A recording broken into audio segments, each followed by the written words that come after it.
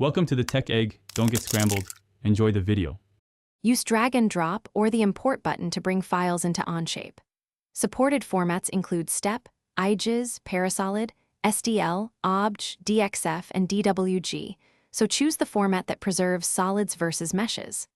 The import dialog lets you decide whether to add the file to a new document, a Part Studio tab, or an assembly tab.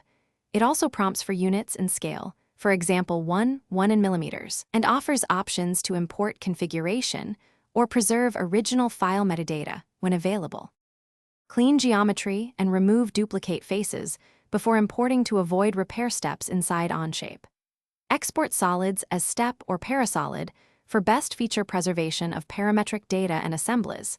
Save sketches or 2D profiles as DXF or DWG for accurate planar information.